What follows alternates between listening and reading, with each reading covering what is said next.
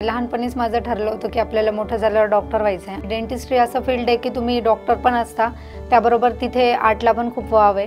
Health care sector मला असं वाटतं लेडीजसाठी चांगलं आहे, कारण उपजतच स्त्रियांमध्ये एक सेवाभावाची हे असते। अवेअरनेस नसल्यामुळे पेशंटला हेच माहीत नसतं की नेमकं डेंटिस्टकडे जायचं केव्हा आहे। स्त्रियां स्वतःबद्दल खूप जास्त दुर्लक्ष करतात, तर मी जेवढा पण फिमेल पेशंट येतात त्यांना बऱ्यापैकी समजून सांगत असते की तुम्ही दिवाळीला एखादी साडी कमी घ्या, पण तुमचं जे मौखिक आरोग्य आहे त्याच्याकडे तुम्ही जास्त लक्ष द्या। आमच्याकडे जेव्हा पण पेशंट येतात त्यांना एकच असतं, मॅडम इंजेक्शन देणार आहे का? आता असं आहे की सगळ्यांना असं वाटतं की आपण फक्त गोड खाल्लं तरच दात किडतात। महिलांना मी एकच सल्ला देईल, सगळ्यांचं आरोग्य जपता जपता स्वतःच्या आरोग्याकडे पण लक्ष द्या, कारण घरातली स्त्री आरोग्यदायी असेल तर घर आपोआपच हेल्दी राहतं। जेव्हा महिला एखादं काम करते त्यासाठी ती घरातनं बाहेर पडते, तिच्यामध्ये एक वेगळा कॉन्फिडन्स डेव्हलप होतो। आणि शिक्षण घेतलेल्या जेव्हा मुली घरात बसतात त्यांना कुठेतरी वाईट वाटत असतं, जरी त्यांनी फॅमिलीसाठी तो त्याग केला असला।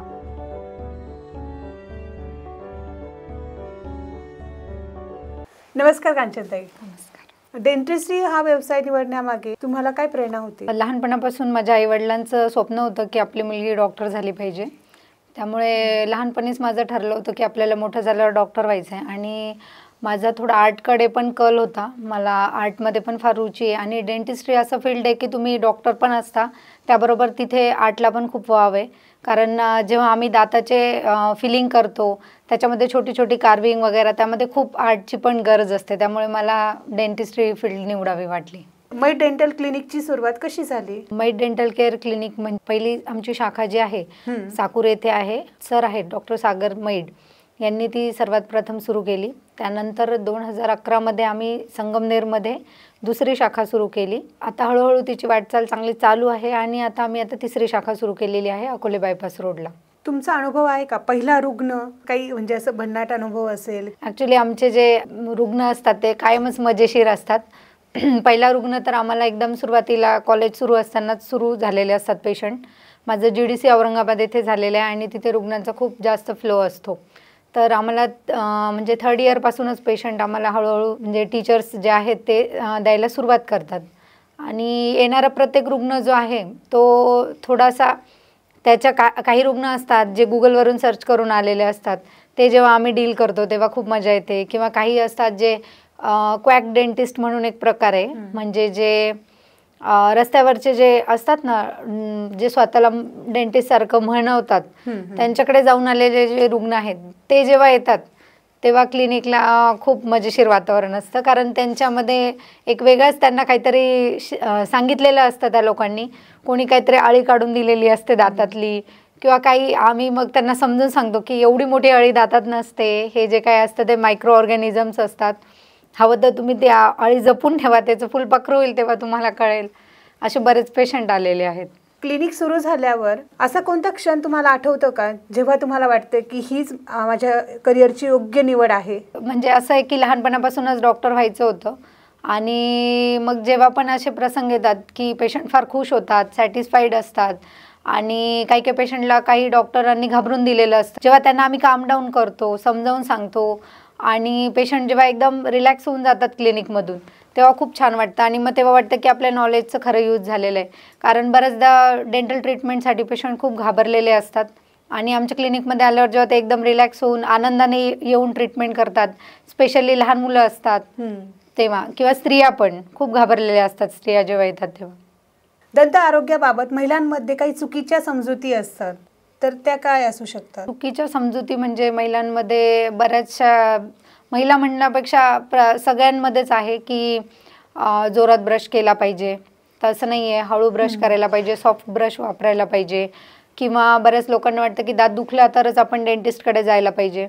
असं नाही आहे, तुम्ही रेग्युलर जर रुटीनली डेंटिस्टकडे गेले, तुमचं चेकअप करत राहिले तर अगदी छोटे छोटे जे प्रॉब्लेम असतात ते लगेच सॉल्व्ह होऊ शकतात। पण आपण काय करतो, दात दुखतोय, मग आता जेवणच बंद झालं आहे त्या बाजूचं, मग आपल्याला डेंटिस्ट आठवतो, आणि मग काय होतं, जेव्हा खूप दात दुखत असतो तेव्हा ट्रीटमेंट पण वाढलेली असते, ट्रीटमेंटचा खर्च वाढलेला असतो, तुमचा वेळ पण वाढलेला असतो, आणि मग पेशंटला काय वाटतं की डेंटिस्टकडे खूप वेळ लागतो आणि खूप खर्च होतो।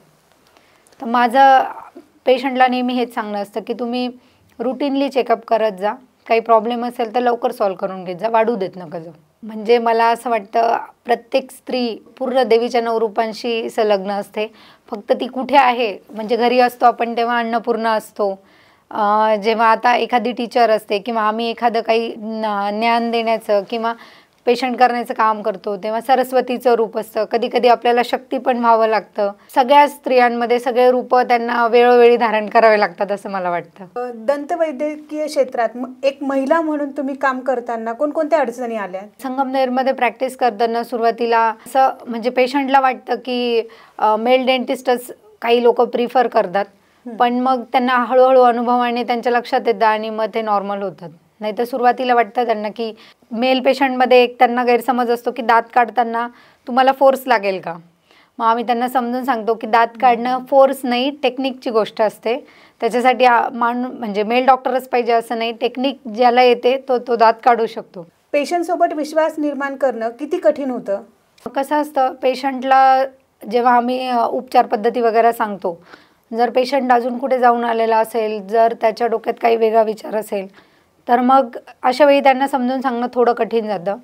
पण जेव्हा त्यांना आम्ही त्यांच्यावर सोडत असतो, आम्ही आमची ट्रीटमेंट प्लॅन त्यांना समजून सांगतो की हा तुमच्यासाठी बेस्ट ट्रीटमेंट प्लॅन आहे, तुम्ही स्वतः विचार करा आणि मग निर्णय घ्या. आम्ही कधीच कोणती गोष्ट फोर्सफुली नाही सांगत पेशंटला फक्त आम्ही समजावून सांगतो की हे केल्यावर हे होणार आहे.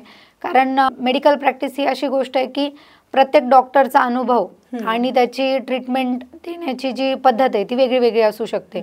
म्हणजे जर मला वाटत असेल की मी हा दात रूट कॅनल करून वाचवू शकते, कदाचित दुसऱ्या डेंटिस्टला वाटेल की तो काढून मी त्याच्या जागी इम्प्लांट देतो. तर प्रत्येकाचा विचार करण्याचा हे वेगळा वेगळा असतो. असं पेशंटला समजावून सांगताना थोडं होतं. अशा अडचणीवर मात करताना तुम्ही कोणता दृष्टिकोन ठेवता? आम्ही पेशंटला एकच सांगतो की आम्हाला एवढंच वाटतं तुमचा जो नैसर्गिक दात आहे तो वाचला पाहिजे. कारण तुम्ही किती पण चांगला दात बसवण्याचा विचार केला तरी आपले जे नैसर्गिक दात असतात त्याची सर नाही येत कशाला. त्याच्यामुळे आम्ही आहे तो दात वाचवणे याच्यावर जास्त भर देतो. ताई, आज जर एखादी मुलगी म्हटली की तिला हेल्थ केअरमध्ये तिचं करिअर करायचं असेल तर तुम्ही तिला काय सल्ला द्याल? हेल्थ केअर सेक्टर मला असं वाटतं लेडीजसाठी चांगलं आहे, कारण उपजतच स्त्रियांमध्ये एक सेवाभावाची हे असते. त्याच्यामुळे स्त्रिया मला असं वाटतं चांगल्या डॉक्टर, चांगल्या नर्स आणि चांगल्या सेवा देण्यासाठी त्या एकदम त्यांच्यामध्ये ते उपजत असतं असं मला वाटतं. तर करायला हरकत नाही मुलींनी. आणि डेंटिस्ट्री तर खूप चांगली आहे, कारण डेंटिस्ट्रीमध्ये असं असतं की तुम्हाला ऑफिससारखा जॉब असतो, तुम्हाला इमर्जन्सीचं एवढं टेन्शन नसतं, तुम्ही घर आणि क्लिनिक आरामात सांभाळू शकता. लोक दात बिघडल्यावरच डॉक्टरांकडे का जातात, आधी का नाही? लॅक ऑफ अवेअरनेसमुळे ही गोष्ट आहे. आणि त्याच्यावर आता आम्ही कॅम्प वगैरे घेणे, पेशंटला किंवा खेडोपाडी जाऊन कॅम्प घेणे हे करतो आम्ही. कारण अवेअरनेस नसल्यामुळे पेशंटला हेच माहीत नसतं की नेमकं डेंटिस्टकडे जायचं केव्हा आहे. त्याच्यामुळे जेव्हा लोकांना माहीत होतं की नाही असं असल्यावर जाऊन दाखवलं तर कमी त्रास होतो, तर मग हळूहळू पेशंट यायला लागतात. आणि आता बऱ्यापैकी डेंटल अवेअरनेस पसरली आहे. तुमच्या पूर्ण करिअरमध्ये असा फनी पेशंट आहे का, त्याचा विचित्र अनुभव आहे, तो शेअर करा ना. माझ्याकडे एक मुलगा आला होता, त्याचा दात हे झाला होता, पडला होता तो आणि त्याचा दात थोडा निघाला होता. त्या पेशंटला जेव्हा मॅनेज केलं होतं आणि एकदम लाडाचा होता तो, प्रचंड आवाज आणि खूप त्याची आई तर म्हटली तो करूच देणार नाही वगैरे. पण आम्ही त्याची पूर्ण ट्रीटमेंट केली होती आणि नंतर मग तो फॉलोअपला जेव्हा आला तेव्हा एकदम हॅप्पी होता. तेव्हा खूप म्हणजे मजेशीर अनुभव होता. थोडासा त्रास पण झालेला, पण मजा पण आली होती तो पेशंट करताना. दातांबद्दल लोकांमध्ये काय गैरसमज आहे? गैरसमज दातांबद्दल लोकांमध्ये असे आहे की पहिली गोष्ट तर लहान मुलांच्या बाबतीत आहे. लोकांना वाटतं की दुधाचे दात म्हणजे बिलकुल इम्पॉर्टंट नाही आहेत, काही किडले तरी लक्ष देत नाही. तसं अजिबात नाही आहे, ते खूप इम्पॉर्टंट असतात. ते नवीन जे येणारे दात असतात आपले परमनंट, त्यांना मार्ग दाखवण्यासाठी ते खूप आवश्यक असतात. पण आपल्याकडे दुधाच्या दातांना अजिबात महत्त्व दिलं जात नाही आणि त्याच्यामुळे मग नंतर वेडेवाकडे दात येतात आणि मग ऑर्थो ट्रीटमेंट करावी लागते. आणि मग पेशंटला आम्ही हे हर पेशंटला समजून सांगतो की जरी तुम्हाला वाटत असलं दुधाचा दात महत्त्वाचा नाही आहे तरी तो खूप महत्त्वाचा आहे आणि तो वाचवलाच पाहिजे.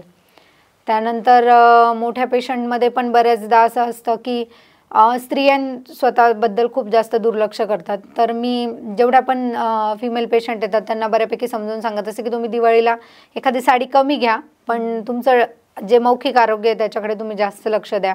जे काही प्रॉब्लेम असतील ते करून घ्या, कारण आपलं जेवण जर नीट नाही झालं तर पूर्ण आरोग्यावर त्याचा परिणाम होतो. ही गोष्ट लगेच नाही होत, हळूहळू होते, पण त्यामुळे पेशंटला आम्ही अवेअर करून देत असतो की तुम्ही हे करून घ्या, कारण आज नाही तुम्हाला एवढं वाटत आहे, पण 5 वर्षांनी तुम्हाला नक्कीच वाटेल की तेव्हा मॅडमचं ऐकायला हवं होतं. मी पण बघते आणि असं जाणवतं की डेंटिस्ट म्हटलं तर सगळ्यांना असं फिअर असतं, मला पण आहे. तर का घाबरत असतील? सगळ्यात मेन डेंटिस्ट्रीमध्ये फिअर म्हणजे इंजेक्शन घेण्याचा असतो.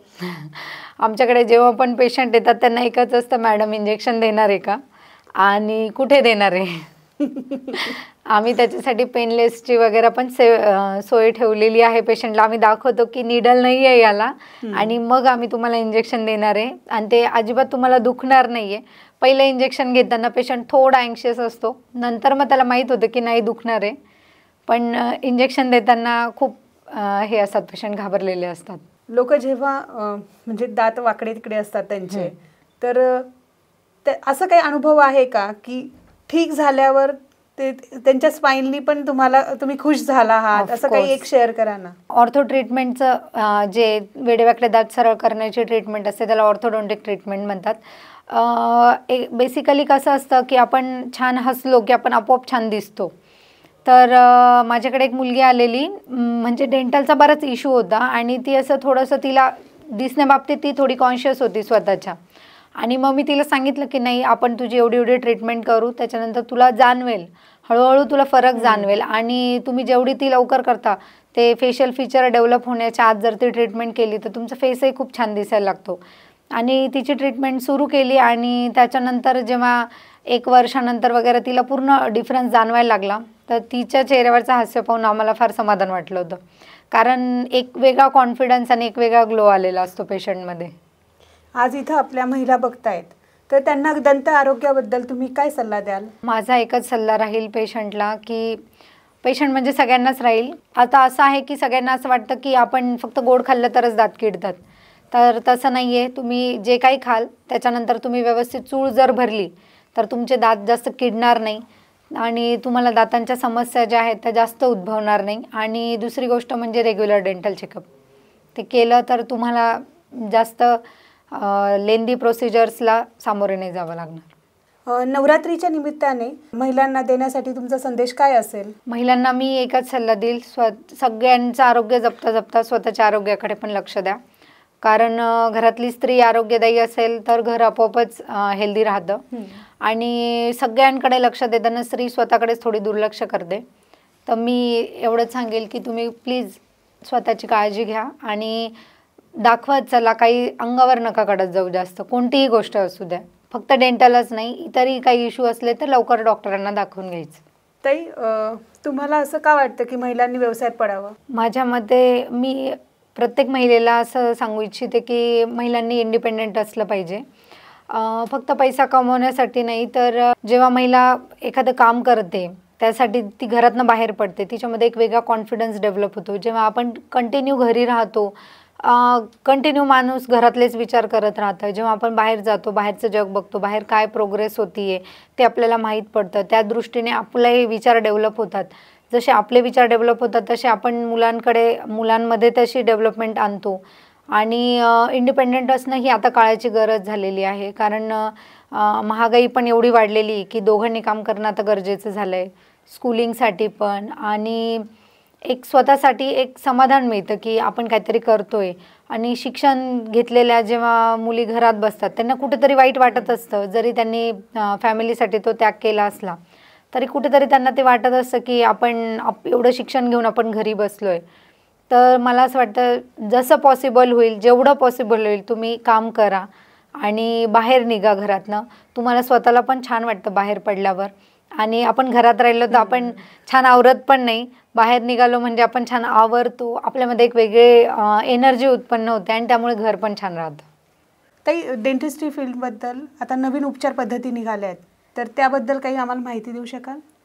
नक्कीच. आता पहिल्यासारखं नाही राहिलेलं. डेंटिस्ट्रीमध्ये खूप जास्त नवनवीन पद्धतींचं हे झालेलं आहे. म्हणजे एक्स-रे काढण्यापासून जर आपण सुरुवात केली तर सुरुवातीला एक्स-रे काढताना जे आहे ना, एक्सपोजर जे असतं एक्स-रेचं ते भरपूर असायचं. आता नवीन डिजिटल एक्स-रेज निघाले RVG म्हणून.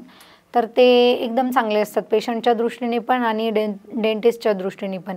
त्याचा एक्सपोजर टाईम जो आहे ना तो खूप कमी असतो. म्हणजे आम्ही एकदम बारीक-बारीक विचार करून जेव्हा क्लिनिकमध्ये गोष्टी घेतो, तर त्यासाठी एकच डोक्यात असतं की पेशंटला जास्तीत जास्त आपल्याकडनं फायदा झाला पाहिजे, नुकसान नाही झालं पाहिजे पेशंटचं. तर RVG आणि जे आता पोर्टेबल एक्स-रेज वगैरे निघालेले आहेत, त्यामुळे मग पेशंटला खूप कमी एक्सपोजर होतं.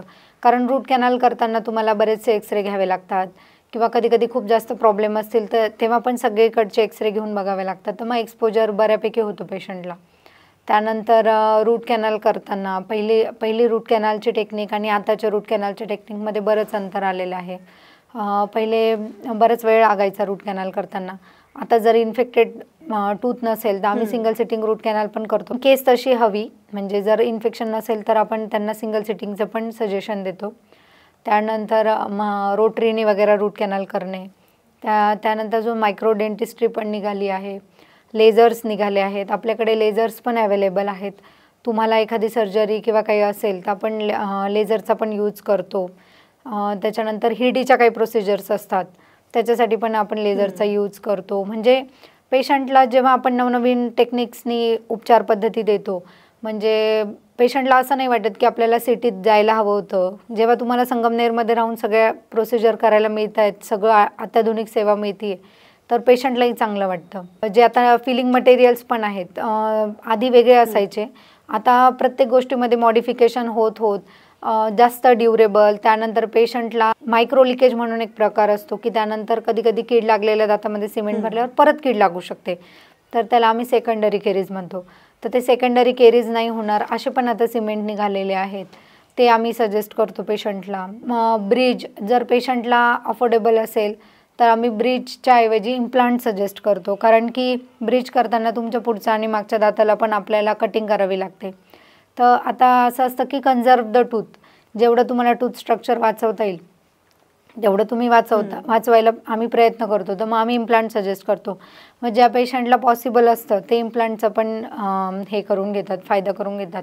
इम्प्लांटमध्ये असं असतं की जो दात नाही आहे फक्त तिथेच आपण स्क्रू असतो एक, पेशंटच्या भाषेत मी तुम्हाला सांगते, स्क्रूवाला दातच म्हणतात पेशंट त्याला.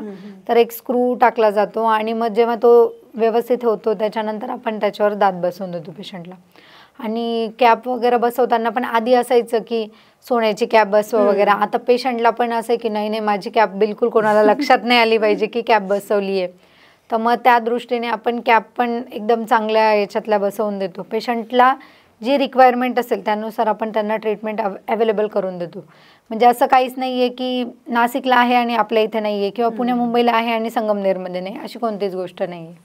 मेडिकल कॅम्प्स घेतात तर ते कधी घेतात? आमच्याकडे 15 ऑगस्ट 26 जानेवारीला दरवर्षी कॅम्प असतो. म्हणजे आपले मिलिटरीमध्ये असतात त्यांच्यासाठी, एक्स मिलिटरीमॅनसाठी त्यांच्यासाठी तो कॅम्प असतो. तेव्हा जे पण एक्स सर्व्हिसमॅन येतात आमच्याकडे त्यांना आम्ही सवलतीच्या दरात उपचार देतो.